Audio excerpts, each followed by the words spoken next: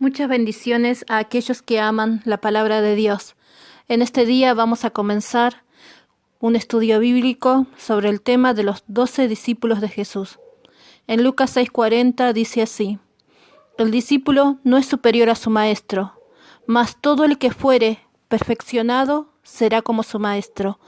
Como dijo Jesús, en esta aparente contrariedad, el discípulo nunca va a ser superior a su maestro. Nunca podremos llegar a la estatura del Hijo de Dios, pero si nos ponemos en sus manos, Él nos perfeccionará para que lleguemos a la imagen de Cristo. Para iniciar este tema, tenemos que hacernos la siguiente pregunta: ¿quién es un discípulo? Si vamos al término de discípulo, su significado es alumno, aprendiz. Muchas veces creemos que somos discípulos con el solo hecho de haber recibido al Señor Jesús en nuestros corazones, pero esto solo representa que hemos recibido el plan de salvación para nuestras vidas. Ser un discípulo es dar un paso más. Un discípulo de Jesús entra en un proceso de aprendizaje permanente para adquirir la vida que Jesús vivió.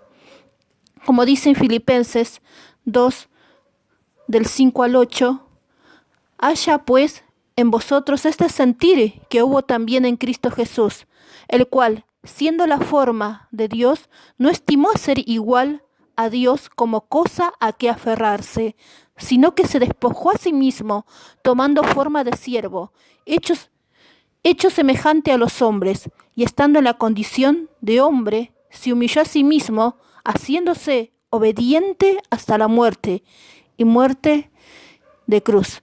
Aquí podemos ver el proceso de una persona que inicia la vida de un discípulo, que haya en nosotros el mismo sentir que hubo en Cristo Jesús.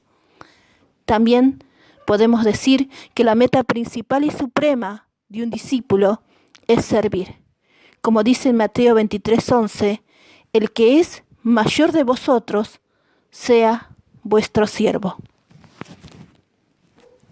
Vamos a adentrarnos al contexto histórico del ministerio de Jesús en la tierra. Como todos sabemos, fue un periodo muy corto, duró aproximadamente 3 años.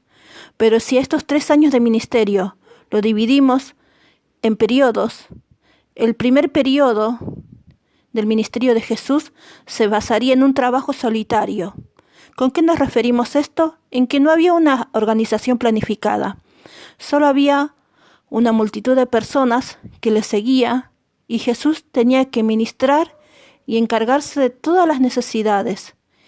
Este primer periodo duró la mitad del ministerio de Jesús, aproximadamente unos 18 meses. Cuando los principales judíos comenzaron a perseguirle a Jesús buscando su vida, Jesús fue al Padre a orar para que pudiera seleccionar a 12 discípulos. A este segundo periodo comienza con la elección de los 12 discípulos. Fueron llamados personalmente por Jesús. Conocía todas sus fallas, incluso a Judas, y aún así lo escogió y le concedió a todos los mismos privilegios y bendiciones. La mayoría de ellos eran de Galilea, una región dedicada a la agricultura.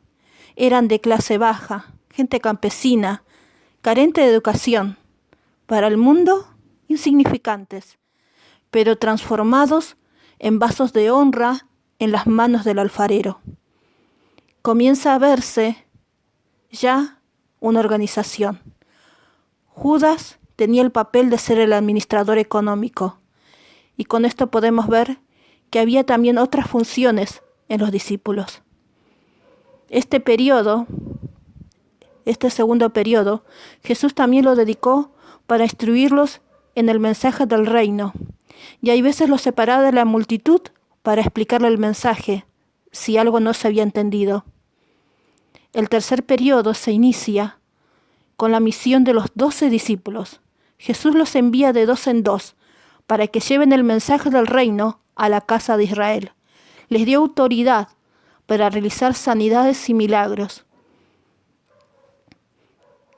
Luego que regresaron de la misión, a estos 12 discípulos se los comenzó a llamar apóstoles.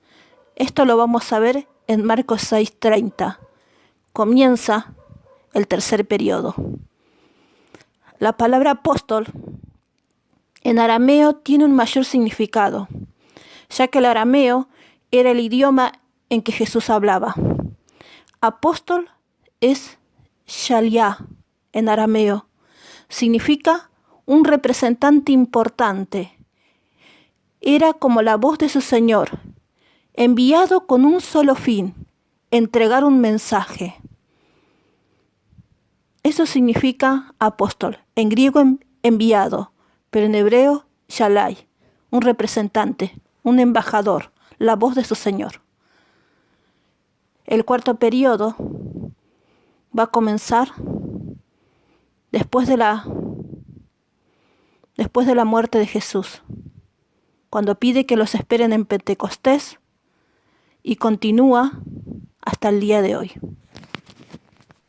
En este estudio bíblico vamos a estudiar la vida de cada uno de los discípulos, dividido en 3 aspectos: las circunstancias individuales, el adiestramiento en cuanto a su formación teológica y personal, y la meta que alcanzaron cada uno de ellos.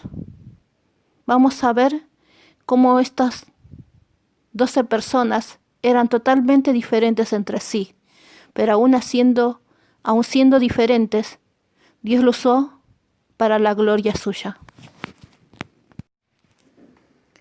En este recuadro vemos la lista de los discípulos que fueron llamados por Jesús. ¿Por qué es importante una lista?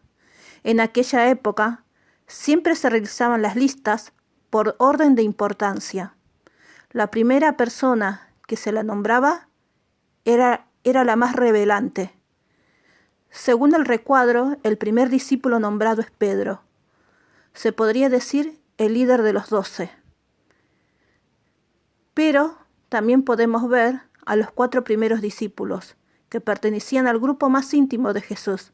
Según los evangelios, estos eran Pedro, Juan, Jacobo y Andrés. Vamos a comenzar con Andrés. En el Evangelio de Juan 1:35 podemos ver que Andrés fue el primer discípulo en seguir a Jesús. El tiempo se acaba y quiero terminar con este versículo de Lucas 6:40, que dice: el discípulo no es superior a su maestro, mas todo el que fuere perfeccionado será como su maestro.